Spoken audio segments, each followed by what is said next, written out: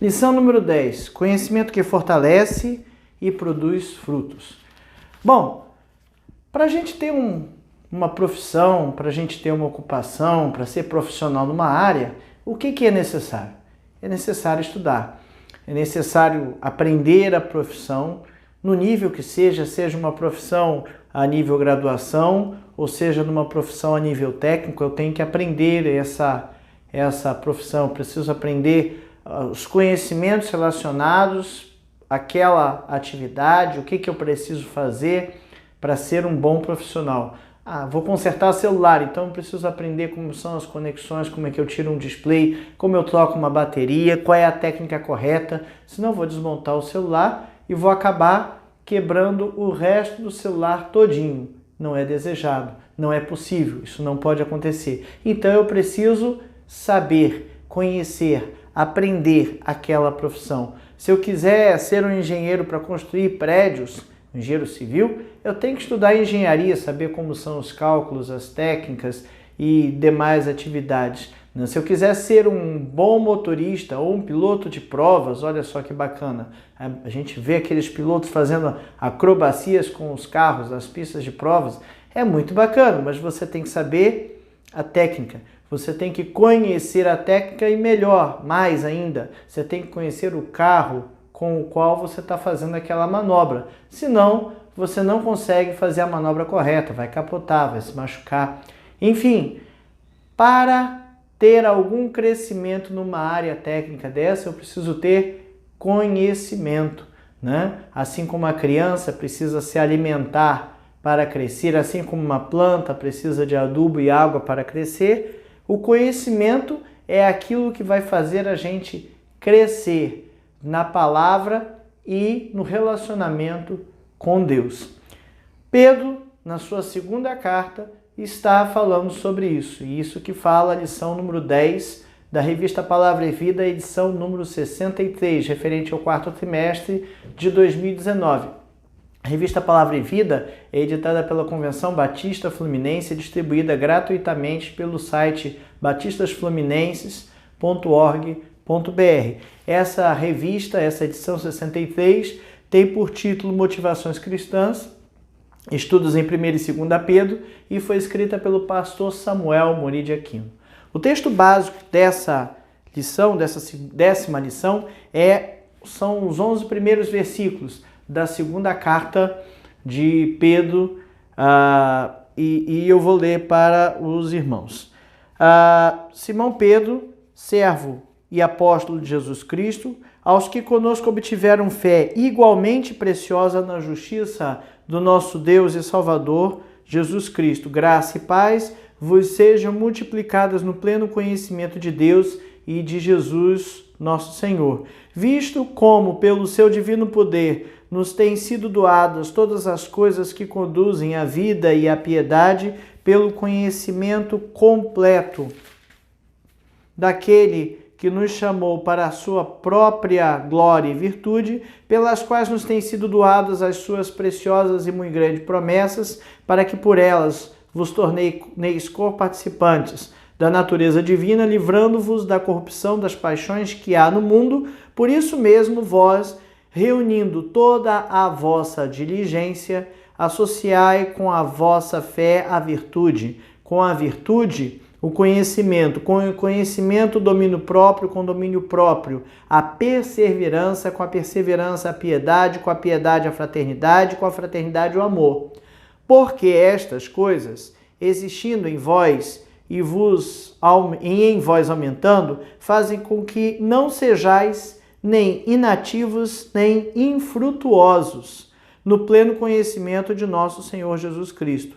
Pois aquele a quem essas coisas não estão presentes é cego, vendo só o que está perto, esquecido da purificação dos seus pecados de outrora. Por isso, irmãos, procurai com diligência, cada vez maior, confirmar a vossa vocação e eleição, porquanto, procedendo assim, não tropeçareis em algum tempo, pois desta maneira é que vos será amplamente suprida a entrada no reino eterno do nosso Senhor e Salvador Jesus Cristo. Bom, primeiro tópico aqui, Pedro está falando de crescer no conhecimento, mas ele já se apresenta nessa segunda carta como apóstolo e servo. Já no primeiro versículo ele já bota lá, Simão Pedro, servo e apóstolo de Jesus Cristo. Servo é a forma como todos nós, crentes, deveríamos nos apresentar, ser e agir. Foi isso que Jesus nos ensinou. Jesus nos ensinou a sermos servos. Ele foi lá e lavou os pés dos discípulos, mostrando para eles que nós estamos aqui para servir o reino. Pedro se coloca também no mesmo nível de todos. Antes disso, né? Apóstolo. Apóstolo é uma palavra importante. Porque hoje nós temos vários por aí se intitulando apóstolos, né? E os critérios para que a gente possa chamar uma pessoa de apóstolo dentro da fé cristã. Por que dentro da fé cristã? Porque no nosso vocabulário, apóstolo tem outro significado, tem até outro significado. Mas dentro da Bíblia, dentro da fé cristã, apóstolo tem um significado muito específico. E ele aparece lá em Atos 1, de 20 a 26, quando os apóstolos reunidos, após o suicídio de Judas, resolvem escolher um para ocupar o seu lugar, uma vez que eram, vamos dizer assim, 12 vagas. 12 foram escolhidos e um não seguiu aquilo que Jesus pregava, né? Vendeu a Cristo, o entregou por algumas moedas e depois se suicidou. Então, eles se reunidos ali, os apóstolos, Atos 1:20, né? Porque está escrito no livro dos Salmos, fique deserta a sua morada e não haja quem nela habite. E tome outro o seu encargo. Isso aí está no Salmo 119. Versículo 21 de Atos 1. É necessário, pois, que dos homens que nos acompanharam todo o tempo que o Senhor Jesus andou entre nós, começando no batismo de João até ao dia que dentre nós foi levado às alturas, um desses se tornasse testemunha conosco da sua ressurreição. Apóstolo é o quê? Testemunha da ressurreição de Cristo, viu? A ressurreição de Cristo. Então, propuseram 2, José, chamado Barrabás, cognominado Justo, e Matias.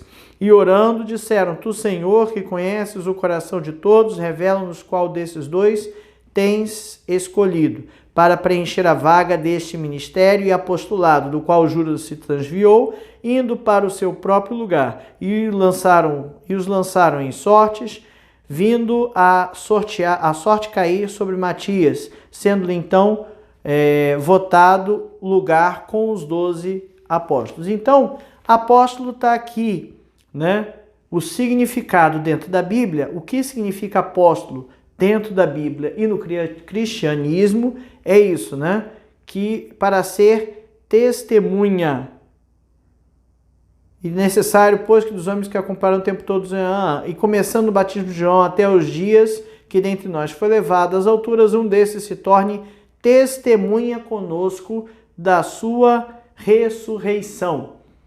Veja, Jesus não os chamava de apóstolos, apenas os chamava de discípulos. Eram discípulos, eram seguidores de Jesus. Eles se tornaram apóstolos depois que Jesus subiu, porque foram testemunhas de tudo que Jesus fez, desde o seu batismo até a sua ressurreição. O único que não viu presencialmente, mas esteve com Cristo, ou foi confrontado com Cristo face a face, foi Paulo. Então, é considerado, no contexto bíblico, apenas os 12 apóstolos e Paulo. São esses os apóstolos. Judas não era apóstolo, uma vez que Judas, depois de trair Jesus, não testemunhou a ressurreição de Cristo, ok? Então, os 12, Matias no lugar de Judas, os outros 11 e Paulo são considerados na Bíblia apóstolos. Fora esses, nada. Então, o que há de importante para se apresentar nas nossas igrejas? Se apresentar como diácono, pastor, diretor disso, ministro daquilo, né? Esses títulos a gente tem que ter muito cuidado com eles. Eu sei que a gente usa um título desse para especificar uma determinada gama de atividades, mas ele não pode transparecer como um status, como um nível, como uma hierarquia. É o chefe, né? Não pode ser assim. Esses dias eu ouvi uma pessoa não crente comentar a respeito disso. Deixei de ir à igreja porque tinha uma hierarquia lá dentro, né? Então isso é triste. Cristo veio para morrer por nós. Bom, os destinatários dessa segunda carta são aqueles que Pedro escreveu a primeira carta, né? Aqueles que estavam dispersos na Turquia. Provavelmente essa carta foi escrita em 67, a outra teria sido escrita em 64, essa em 67. Mas olha como Pedro se refere a esses destinatários. Ele fala aqueles que receberam conosco uma fé igualmente valiosa. No meu texto aqui, ele bota também, obtiveram fé igualmente preciosa na justiça de Deus e Salvador Jesus Cristo. Igualmente, aqueles que são iguais a mim, aqueles que receberam a mesma fé que eu, que acreditam na mesma coisa que eu. Pedro não se coloca acima, ele tinha tudo para fazer isso, se colocar acima, afinal de contas ele viveu com Cristo. Mas ele não se coloca acima, ele bota igualmente receberam uma fé valiosa. A fé de Pedro, ele está dizendo que a sua fé é tão valiosa quanto a fé das pessoas que estão recebendo esta carta, né? E a chave para isso é o relacionamento. Graça e paz vos sejam multiplicadas no pleno conhecimento de Deus e de Jesus, nosso Senhor. Bom, aqui ele está falando de pleno conhecimento. Conhecimento de quê? De Deus. Para crescer na vida cristã, eu preciso conhecer a Cristo. Eu preciso conhecer a Deus. E esse conhecimento vai me trazer o quê? Multiplicação de graça e de paz.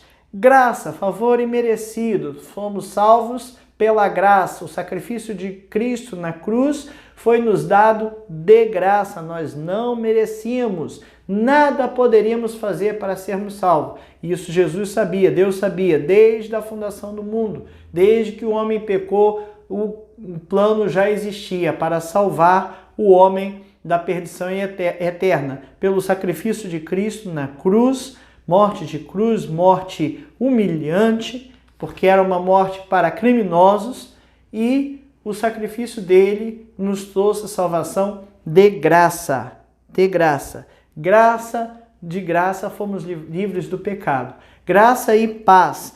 Paz vem do contexto judeu, né? Os judeus se cumprimentam com a palavra shalom, né? Com cumprimentos dessa natureza. Shalom, paz. Paz nesse contexto não é ausência de tribulação, não é ausência de problema, não é ausência de nada do nosso dia a dia. Paz significa a certeza de que no final vai dar tudo certo, né? A certeza de que, independente das circunstâncias que nos cercam, no final a vitória é nossa. Deus estará conosco lutando todo o tempo, em todo o tempo Ele está conosco. Precisamos ter paz nisso. E Pedro está dizendo, graça e paz vos sejam multiplicadas pelo pleno conhecimento de Deus. Percebam, a graça que também nos redunda, nos leva à dependência, a viver na dependência. A graça, a dependência e a paz, certeza de que Deus está no controle, será nos multiplicada quando tivermos o que? O pleno conhecimento de Deus. A paz e a graça são frutos desse conhecimento de Deus e de Cristo. Né? De novo, João 14, 27, deixo-vos a paz, a minha paz vos dou. Não vou lá dou como o mundo a dá, não se turbe o vosso coração. Né? Não vou lá dou como o mundo a dá. A minha paz não é a mesma paz que o mundo diz. Ausência de guerra, ausência de problema, conta corrente equilibrada, né? Nenhuma conta para pagar, dando no dinheiro, tranquilidade, eu sou filho do rei. Não é essa paz. Não é essa paz que Jesus dá. A paz que Jesus dá é a certeza de que Deus está conosco em todos os problemas, em todas as situações do mundo real, né, no nosso dia a dia. Desfrutar de graça e paz através do conhecimento pleno de Deus é o objetivo que Pedro tenta atingir nessa primeira parte. Logo na segunda parte, ele fala do progresso espiritual se revela pela vida prática. Lá no versículo 3, ele, visto como pelo seu divino poder nos têm sido doadas todas as coisas que conduzem à vida e à piedade, pelo pleno conhecimento daquele que nos chamou para a sua própria glória e virtude. Né? Então, Pedro está dizendo aqui isso. Pleno conhecimento que todas as coisas nos têm sido doadas, coisas que nos conduzem à vida e à piedade. Então, pleno conhecimento, de Deus nos dá graça e paz e todas as coisas que a gente precisa para ser feliz, para ter essa vida prática, bacana, bem vivida para Deus, são dadas por Deus. Agora, precisamos estar convictos, precisamos estar atentos a como aplicar essas coisas na nossa vida prática. Os recursos para o crescimento já foram concedidos por Deus, e tem 2.1, né? O poder de Deus e as suas promessas. Ele vem falando logo no versículo 4, pelas quais têm sido doadas as suas preciosas e muito grandes promessas, para que por elas os torneis co-participantes da natureza divina, livrando-vos da corrupção das paixões que há no mundo. Seu divino poder nos deu todas as coisas de que necessitamos para a vida e para a piedade. Versículo 3, numa outra tradução. Então, a graça de Cristo em nós, por meio da salvação e a ação do Espírito Santo, é que propicia o poder de Deus para que a gente tenha uma vida de santidade e justiça. Perceba a sequência lógica do pensamento. Graça e paz, né, por meio da salvação de Cristo, trouxe a nós o quê? O Espírito Santo que habita em nós. No momento que Jesus subiu, depois lá em Atos, o Espírito Santo de Deus desceu e veio habitar em nossos corações. Beleza, então, salvação, graça, Espírito Santo em nossos corações. Espírito Santo em nossos corações nos propicia o poder de Deus necessário para que a gente consiga ter uma vida de santidade e justa. Há um cadenciamento de ideias aí, tá? Que nos conduzem a poder viver de uma forma melhor. E aí, Pedro vem mostrando para a gente que, logo depois desse versículo, que esses recursos estão aí. Só que a gente tem que lembrar, lá da primeira epístola ainda, né, quando ele fala cingindo os lombos dos seus entendimentos, né, que a gente tem que estar atento às coisas que nos acontecem. A gente tem que estar atento ao nosso dia a dia, para que a gente pegue esses recursos, né, oriundos do poder e das promessas de Deus, para colocá-los em prática. Sem isso, a gente não vai conseguir uma vida santa, uma vida de santidade, uma vida de justiça. Precisamos estar atentos. Muitas coisas vêm para nos distrair e a gente precisa estar bem atento a isso. Precisa estar totalmente atento. É complicado, eu vi hoje, né? É complicado, mas falando é muito fácil, é muito bonito. Falando é muito fácil, muito bonito, eu concordo. Mas isso é prática, né? O Espírito Santo que habita em nós lá é capaz de apertar o nosso coração quando a gente está fazendo besteira. E a gente precisa que como é que se diz? Esse aperto do Espírito Santo funcione bem, né? Paulo diz lá, não extingais o Espírito, né? Então a gente precisa estar alimentando, lendo a Bíblia, orando, falando com Deus, para que a gente esteja num ritmo que consiga, né, estar percebendo as coisas que acontecem ao nosso dia a dia. Através da palavra de Deus temos tudo o que necessitamos para uma vida cristã autêntica e vitoriosa. Ele nos deu as suas grandiosas e preciosas promessas, né? Grandiosas e preciosas promessas. A gente tem que ter um pouco de cuidado quando a gente fala essa história de promessa. Quando eu era criança, tinha a caixinha de promessas, né? A gente pegava um versículo, aquilo ali, era quase um horóscopo evangélico. A gente tem que ter cuidado com isso, né? A gente tem que ter cuidado com esse esoterismo que a gente traz para dentro do Evangelho. É a Bíblia aberta no Salmo, exalando poder pela casa. Isso não existe, né? Isso não existe. Não existe pegar um papelzinho, aquele papelzinho foi falado para mim. Não.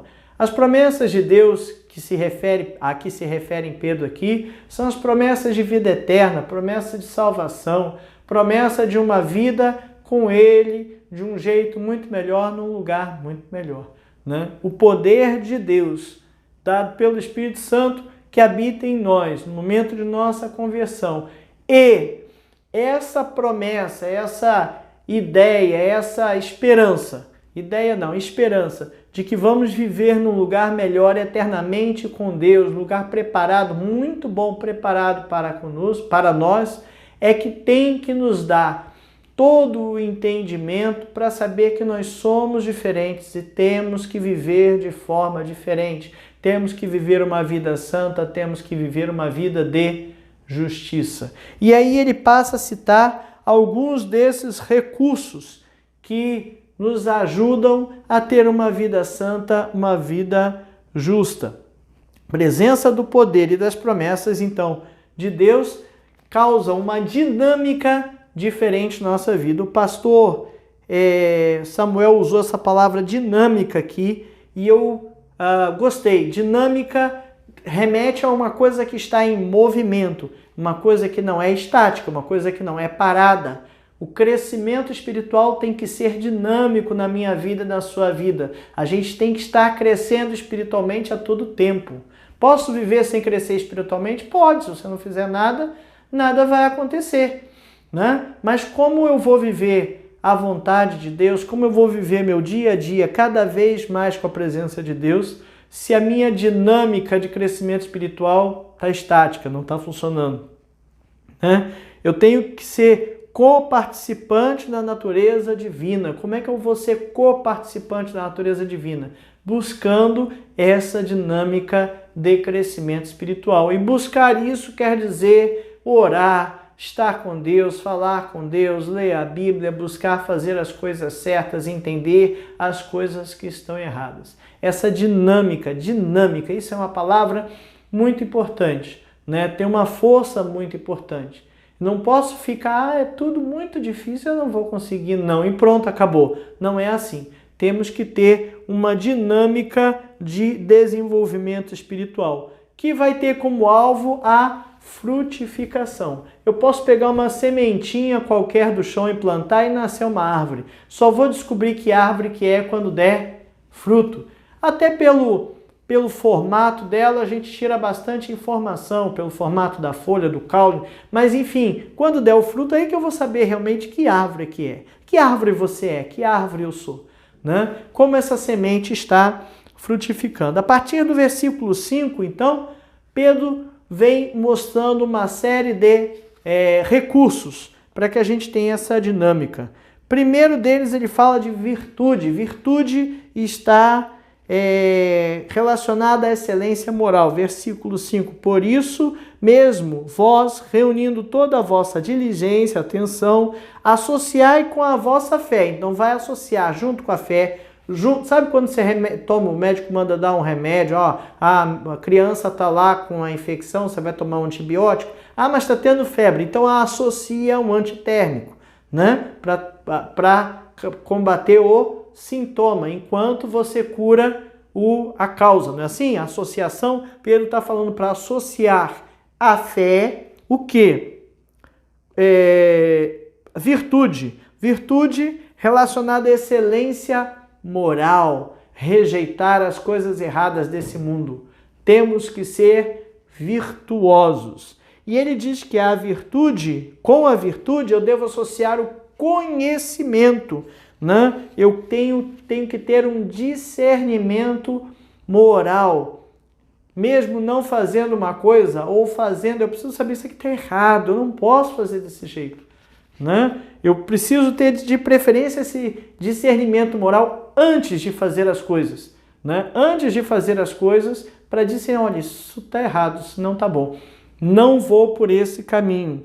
Com o conhecimento, ele manda associar ainda o domínio próprio. Putz, mas isso é difícil, né? Domínio próprio, se dominar, se controlar perante aquelas coisas que causam estresse, que causam problema, que causam irritação, eu preciso ter domínio próprio. Ó, que coisa bonita, que coisa bacana. Fácil, né? Não, não é fácil. Mas eu preciso agir com domínio próprio, principalmente diante do sofrimento causado pela perseguição religiosa. E junto com o domínio próprio, ele manda ainda associar a perseverança, perseverar, não desistir, continuar, continuidade, consistência espiritual. Persevere na busca de um relacionamento com Deus. Com a perseverança, ele ainda manda associar a piedade. Piedade, nesse sentido, ele está falando de reverência para com Deus, viver de acordo com a adoração e padrões de vida cristã. Piedade. E junto com a piedade, né, fala ainda adoração certa, né? Isso seria piedade, é o significado de piedade nesse sentido. E junto com a piedade, ele manda associar a fraternidade, né? O princípio, aplicar os princípios cristãos à nossa família, aos nossos amigos. Princípio de irmandade, aplicar os princípios cristãos à nossa igreja, a igreja de Cristo, não só a nossa local, mas a igreja de Cristo como um todo. E junto com a fraternidade, ele manda ainda associar o amor que é o resumo de toda a lei. Toda a lei Jesus resumiu de uma forma só: amar a Deus sobre todas as coisas e ao próximo como a si mesmo. A lei veio para que fosse implantado o amor entre todos. Só que o cumprimento da lei, como rituais, como ritos, como coisas amarradas à sua execução, à sua formalidade de execução, não atingiam o seu aspecto principal, que era semear o amor entre os irmãos. Amor, então, é o resumo de toda a lei, é o foco de tudo isso.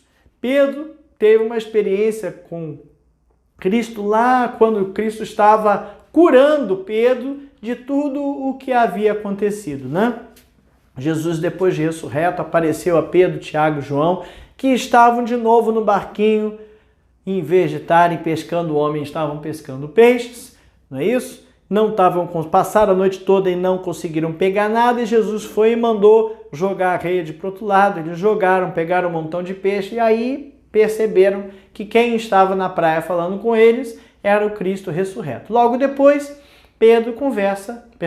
Jesus conversa com Pedro. Pedro, tu me amas?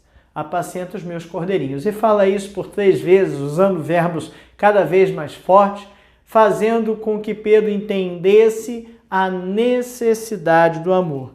E Pedro, cujo significado é pedra, né? Sujeito duro de coração, entendeu o que era e como era necessário o amor. Então o amor é o resumo disso tudo, e por isso que ele acaba com a piedade, a fraternidade, com a fraternidade, o amor. Ponto. Conclusão.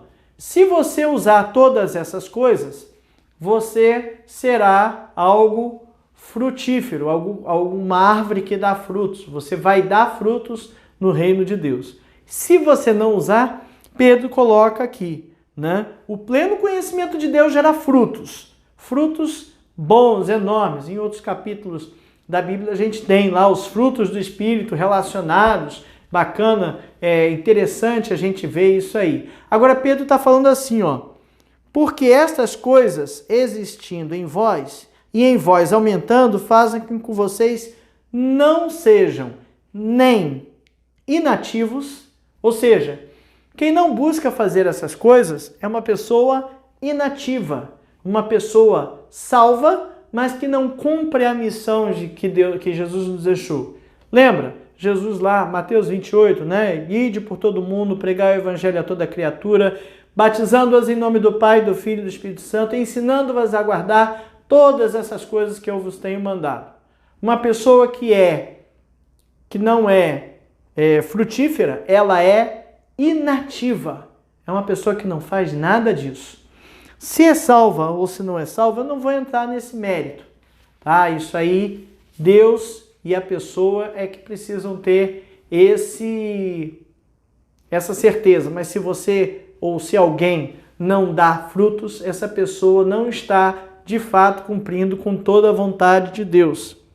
Se fizer, então, não será inativo nem infrutuosos no pleno conhecimento de nosso Senhor Jesus Cristo. Então você também não vai ser improdutivo, vai ter frutos. Se você fizer essas coisas, você não vai conseguir ser inativo. Você vai querer trabalhar em alguma coisa, vai querer fazer alguma coisa. E vai produzir frutos, ok? Ainda, ele continua. Pois aquele a quem essas coisas não estão presentes é cego. Cego é aquele que não quer ver. Não vê o quê? As coisas do futuro. Não consegue enxergar a eternidade. É o que ele fala aqui. Não estão presentes é cego, vendo só o que está perto, esquecido da purificação dos seus pecados de outrora. Então, ele não vê o futuro, não vê a eternidade que está preparada para nós. Quem não pratica essas coisas também é cego. Cego por não ver a eternidade. E esquecido de se purificar dos seus pecados. Hoje está tão fácil. É só eu pedir a Jesus que perdoe cada um dos meus pecados, preciso confessar eles e pedir perdão. Antigamente, no tempo da lei, era muito mais complicado, tinha que ter uma oferta, levar a oferta uma vez por ano para o sacerdote sacrificar e levar no altar, só ele que podia fazer, a gente não tinha acesso, né? E tinha que procurar não pecar diligentemente, porque depois se eu pecasse no meio do ano, estava cheio de pecado, como é que eu ia me apresentar a Deus cheio de pecado? Hoje a gente tem Jesus, posso confessar os meus pecados direto para Ele e pedir que Ele me perdoe, mas eu preciso confessar, coisa que a gente de fato não faz com a frequência e com a forma que deveria, né? A gente precisa nos lembrar de nos limpar dos pecados, né? E nos limpamos hoje com Cristo. Talvez a facilidade de estar ao lado de Cristo, de ter Cristo em nosso coração, nos dificulte mais a respeito disso, né? Ter Cristo, o acesso direto ao Pai, nos faça com que a gente erre se esquecendo de pedir perdão desses pecados. Mas a consequência, 4 consequências negativas, consequências negativas de não estar usando esses recursos estão aqui. São pessoas inativas, estéreis. São pessoas improdutivas, infrutuosas. São pessoas cegas espiritualmente, porque não conseguem enxergar o futuro. E são pessoas esquecidas de pedir perdão pelos seus pecados. A frutificação revela o que é genuinamente que nós temos e estamos tendo e tentando fazer, né? Temos a salvação, vamos tentar viver da forma como Cristo viveu, ter a mente de Cristo, né? A frutificação é a comprovação da vida com Cristo. Cuidado quando você olhar por aí um pregador, um apóstolo, um missionário, alguém que está pregando a palavra de Deus, né? Nós realmente não podemos chegar e dizer essa pessoa não é crente, essa pessoa não é salva. Isso não é comigo, isso é com Deus e com ela. mas a gente pode olhar os frutos. A gente pode olhar os frutos que estão sendo gerados daquilo que está sendo feito. Será que os frutos são condizentes com aquilo que deveria ser? Essa é uma sinalização fácil. É uma sinalização que a gente precisa olhar com calma e precisa vigiar. Deus nos ajude, primeiro, a não sermos cegos, não sermos inativos, infrutíferos e esquecidos. Deus nos ajude a deixar essas coisas de lado, usar piedade, virtude, amor, todas essas ferramentas, esses recursos e crescer a cada dia mais no conhecimento de Deus. É Ele que vai nos indicar um caminho de justiça, um caminho de paz, um caminho de segurança em rumo à nossa eternidade, em rumo à nossa salvação. Deus nos abençoe a cada dia.